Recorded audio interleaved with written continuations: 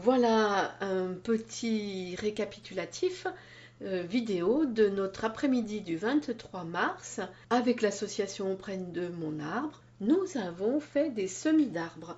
Et là, on voit Jean-Marie qui est en train de faire des choses. Il va commenter parce que c'est vrai que le son de cette image, eh bien, ma foi, c'était très venté. Et il y a du vent qui est rentré dans le micro. Donc voilà pourquoi nous faisons les commentaires. Eh bien, j'ai mis une couche de terreau au fond de la cagette plastique, environ 3 cm. Je l'ai tassée légèrement. Et là, je l'arrose un petit peu pour lui faire prendre l'humidité. Et le terreau, c'est n'importe quoi comme terreau? Alors là, c'est du terreau que j'utilise pour mes semis dans la serre. C'est du terreau bio, c'est du terreau professionnel. Hmm. Voilà. Là, Et donc, tu leur montres quelque chose, voilà, en là. fait, je vais faire comme pour mes plants de tomates. Ah oui, Quand les graines d'arbres auront sorti, auront germé, je prends une cuillère à café et je les transplanterai dans des grands godets. d'accord, c'est ce que tu montrais. Voilà. Et donc D'accord. là, je commence à semer des graines. Je commence par le sapin de céphalonie. Je mets les graines une à une dans le terreau. Une à une, je mets les graines. Comme elles sont légèrement, les graines sont légèrement pointues, je mets le pointu dans le terreau. Je les laisse dépasser à fleur. D'accord. Mhm, Voilà, je fais des rangées. mhm. Donc, tu as des aides autour de toi, j'ai vu, hein. Tu Oui, as Marc. ben j'ai le trésorier Marc, qui compte les graines. voilà. Et puis Anne, Mhm, une voisine qui est adhérente à l'association auprès de mon arbre. voilà. D'après les explications, ça germe à 40%. Merde. Ouais, il y en a Ça une. germe à 40%. Ouais, donc Ça veut dire qu'il y en a 60% qui vont pas germer. ben, on va voir. Ça dépend, peut-être que là les conditions elles Oui, sont mieux, et il en fera plus. On sait pas, hein, tu sais. Il a pas un peu des problèmes de voix ton coq là? ben, à force de chanter. Je recouvre de terreau. Ouais.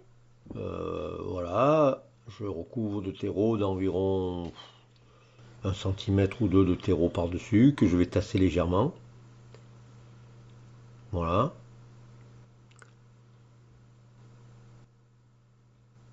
Ça fait que la graine elle est prise. Ouais. Faut pas trop tasser non plus. Non, pas trop. Bon, Mhm, ça risque pas de faire battance comme dans de la terre parce que c'est du terreau, donc c'est mhm. fibreux et puis c'est léger. Qu'est-ce qu'on appelle battance? La battance, c'est quand ça fait croûte dessus la terre. Ah oui, d'accord. Mhm, Mais là, il n'y a pas de risque, hein. Sauf si on laisse dessécher le terreau. mhm, C'est pour ça qu'il faut arroser régulièrement, sans arroser beaucoup, mais mhm. Il y tous avait... les 2 ou 3 jours, il faut mettre un petit peu d'eau, parce que dans la serre, après, il risque de faire chaud. Tu sais, les écureuils, quand ils mangent ces trucs là, les pommes, Ouais, ils les font tourner dans leurs pattes. oui. Et ils mangent, ça fait comment on dit, une héloïde, non, c'est hélicoïdal. Il est coïdal, voilà. Et bah, tu trouves des pommes avec l'hélicoïde qui va de la gauche vers la droite et des pommes qui tournent de la droite vers la gauche. Ah. Parce ils la tournent dans leurs pattes. C'est pas parce qu'il y en a un qui est en Amérique du Sud et l'autre au Canada. Peut-être. Alors là, Et tu... donc là, je vais semer le deuxième sachet de graines Mhm, qui sont le sapin pince à peau. mhm. Le sapin d'Espagne, Abies pince à peau. Voilà. Abies, c'est le nom latin de sapin. Mhm. Pince à peau, c'est la variété du. C'est un sapin, au même titre que le sapin de céphalonie. Donc on continue de regarder le film, Jean-Marie. Oui. Et donc, en fait, tu fais tout ça pourquoi? Donc là, je sème des graines d'arbres forestiers. Donc là, je sème sapin de céphalonie, sapin pince à peau.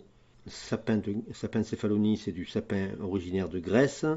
Le sapin pince à peau, c'est sud de l'Espagne ou nord Maroc. Ce sont des sapins qui sont très résistants à la chaleur et à la sécheresse, contrairement aux sapins classiques que l'on a dans les Alpes ou le Jura, où ce sont des sapins qu'il leur faut de l'eau, de l'humidité, du froid, de l'humidité.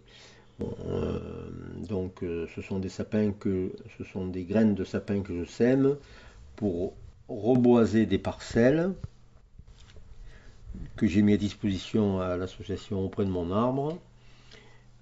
Je plante ces espèces d'arbres pour, comment dirais-je, en fonction de l'évolution du climat qui va plutôt vers un réchauffement assez fort.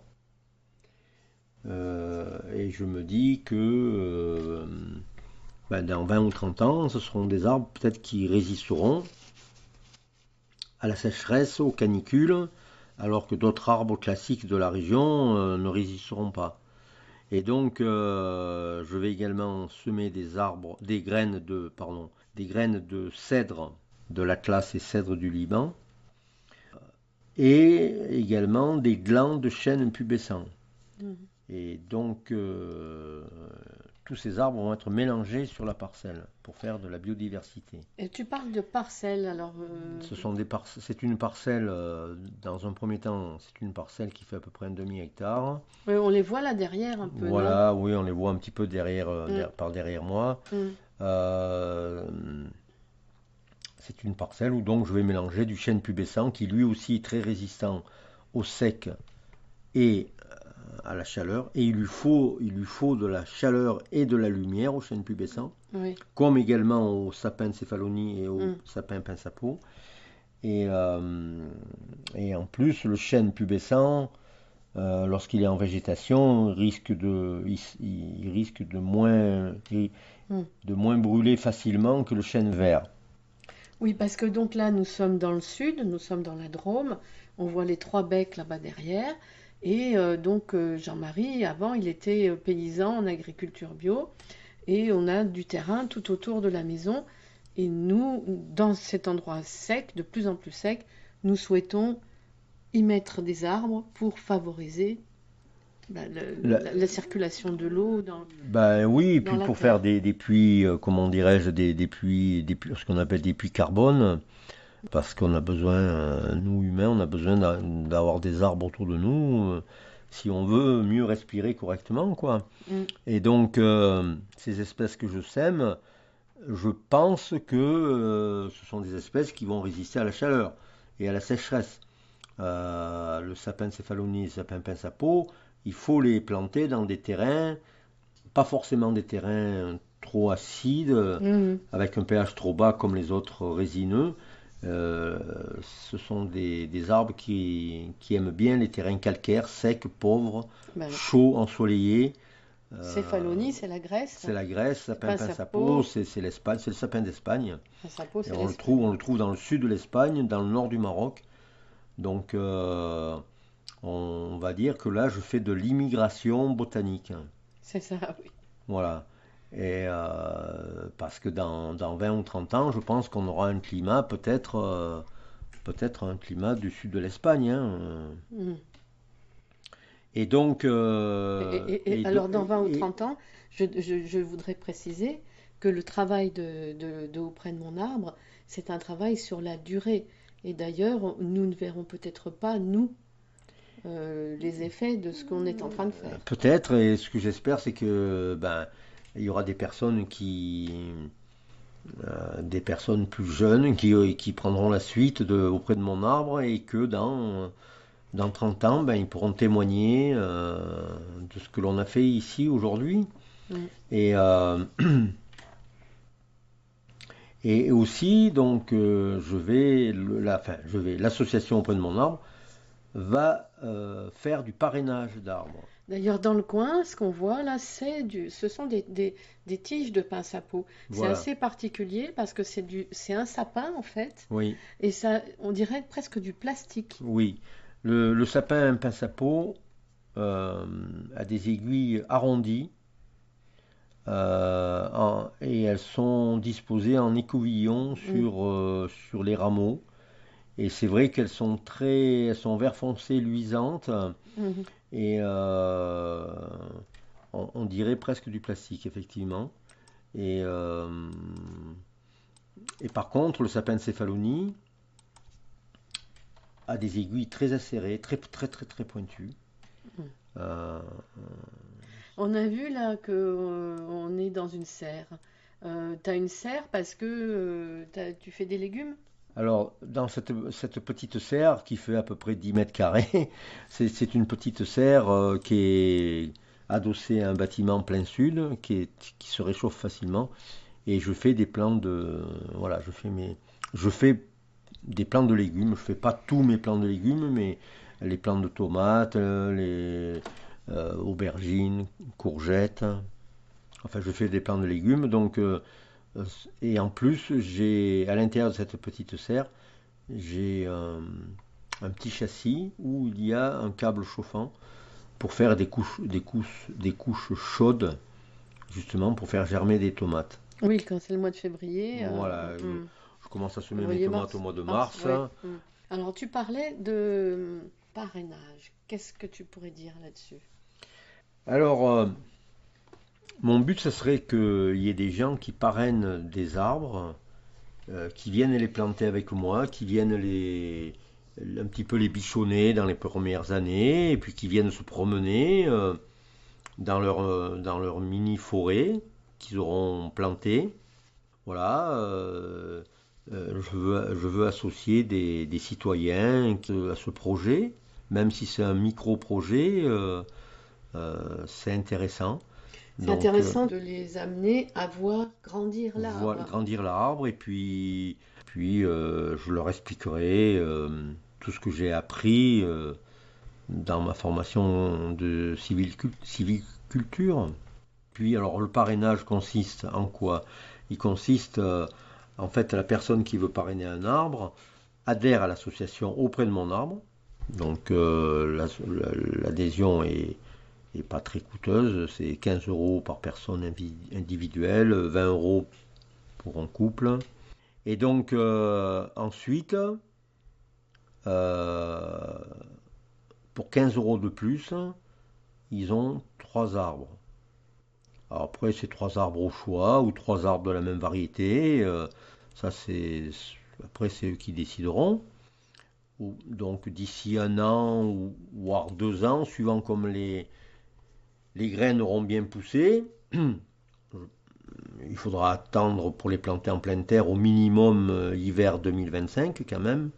On va dire janvier-février 2025, voire automne 2025. On verra. Et donc voilà, les gens ils adhèrent, ils payent 15 euros et puis ils rajoutent 15 euros et ils ont 3 arbres. Ça Et ils sera. peuvent venir, quand il sera grand, pique-niquer Voilà. sous leur arbre. Ils pourront venir. Moi, je souhaite même qu'ils viennent voir l'évolution de leur arbre, qu'ils ne font pas simplement que de payer et de planter. Le Mm. but, de participer à la croissance de l'arbre. En fait, c'est comme là. Comme si c'était un membre de la famille, quoi. Voilà, exactement. Là, les graines que j'ai semées, on peut dire qu'aujourd'hui, j'ai un petit peu comme une maternité, hein. Mm. Quand l'arbre va germer, ça va être l'accouchement, quoi.